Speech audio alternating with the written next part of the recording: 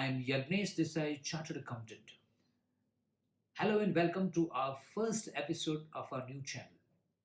I take pleasure to launch our new channel along with my team members.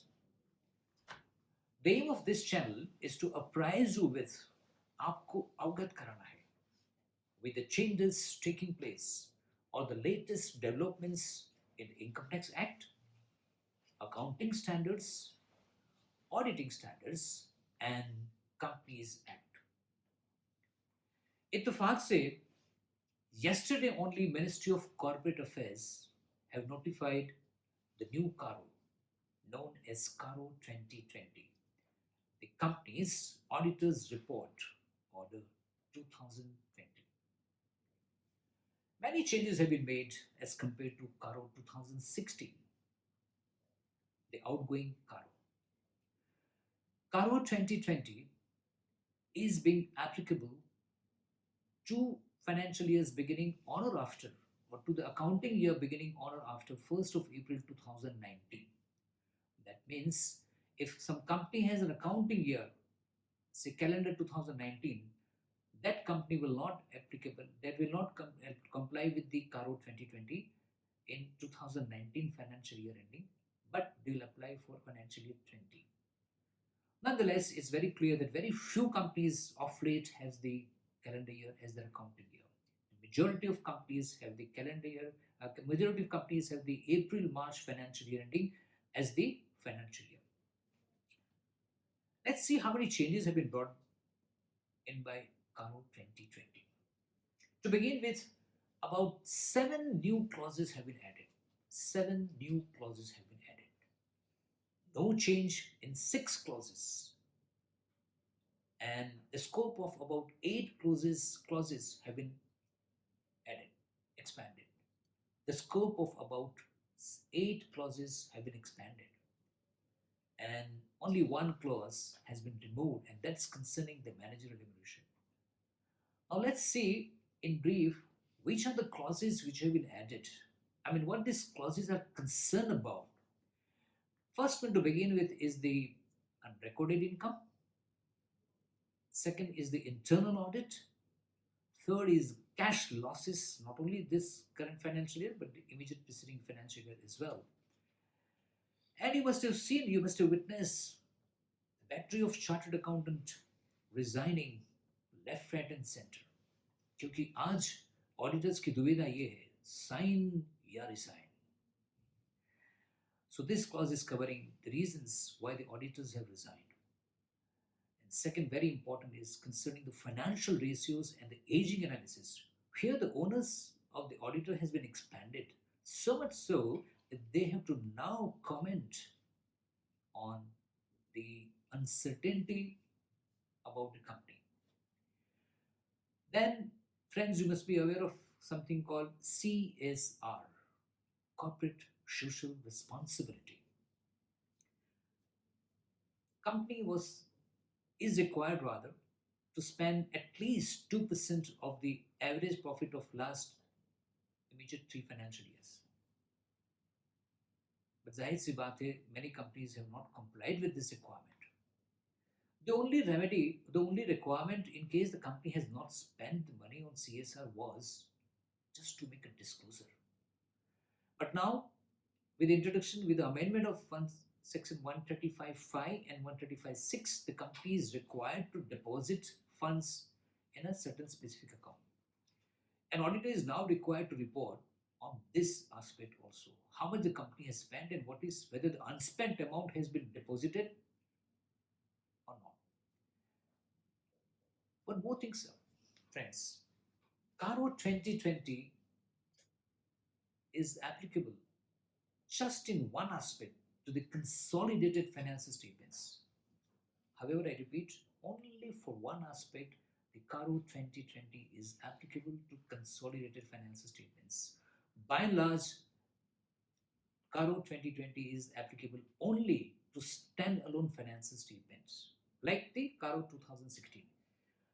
So which is the field, which is the area where it is being made applicable to CFS oblique consolidated financial statements? And that's the case where if any of the companies, combining entities, if the auditor has given the qualified report or adverse opinion, then the auditor of the group in the consolidated financial statement has to make mention of this fact. Otherwise, CARO is not applicable to the consolidated financial statements like its predecessor. Friends, certain clauses have been expanded. I mean, requirement of these clauses have been expanded. Like for example, clause number 3 bindi 1, icon 1, that two clauses have been added, subclause D and E. Besides making a small change, right, from changing the nomenclature from the fixed assets to the property and plant equipment. And one of them is that concerning the revaluation, and second is concerning the introduction of the new set of assets, and that's pursuant to IND AS 116 releases, and that class of asset is right of use asset. Then one more thing about the initiation of the proceedings or the pendency of any proceedings under the Benami Transactions Prohibition Act 1988. तो ये थी एक झलक changes made in the subclause I1 of clause 3. Second is about the inventory. This is very interesting. In case where the working capital limit is more than 5 crore rupees, if the working capital borrowing is more than 5 crore rupees, in that case, the auditor has also to comment on whether this stock, as per the stock statement submitted to the bank by the company, and inventory as per the books of accounts, whether do they match or not. However, this requirement was already there, is already there rather, as per the norms of the loans. when the bank gives the loan, they always have this kind of caveats, these kind of stipulations. When the bank gives the loan, they always have this kind of covenants that they have to make sure that the inventory as per the books and as per the stock statements submitted to the bank are same. Of course, there was a levy of about 5%. However, the CARO 2020 talks about the margin of, or the deviation, or the permissible deviation of about this 10%. Then about investments, 3 new clauses have been added. This is just to make sure that the loans and advances, whether they're outstanding and whether they've been given to the associate companies, JVs and associates. Friends, this is basically to cover the disclosure, I would say the additional disclosures, besides they are required by the Companies Act and besides they are required by the accounting standards.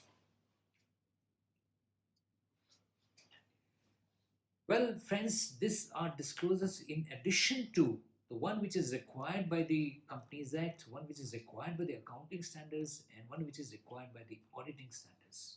The idea is to make sure that the proper disclosure is made about the advances and loans to the related parties. Then about the defaults of loans, there's white coverage as compared to the earlier 2016. Then clause number 9 talks about whether the company has been declared as a willful defaulter by the banks or the financial institutions, and the company to report if the term loan were applied for whether the term loan has been used properly by the company for the purposes for which it was raised. This was in fact already there in the earlier CARO also. Very important thing is loan to meet the obligation of the subsidiaries, JVs and associate. This is again in addition to the existing clause. End use of the funds. About fraud, there have been expansion of the reporting requirement in the CARO. About the DD company also there is more addition. About NBFCs and the again for the core investments company have been included here as regards the disclosures until CARO is concerned. And there are some clauses where there are no changes at all, and there are about 6 clauses where there have been no changes. And as I mentioned earlier, one clause related to the managerial remuneration has been deleted. Exclusions have been retained as compared to CARO 2016. That is not applicable to the banking companies, is not applicable to the insurance companies, companies incorporated with the charitable objects like Section 8 company, one-person company, and the small companies. Friends, in this episode, we have discussed only the primary factors and CARO in brief. That's all for this episode. In the coming episodes, we will discuss in great detail the nitty-gritty of CARO and in great detail as to what are the implications of each clauses, and we'll do a clause by clause analysis. If you like to know more about such information, or if you like to get updated, kindly subscribe to the channel.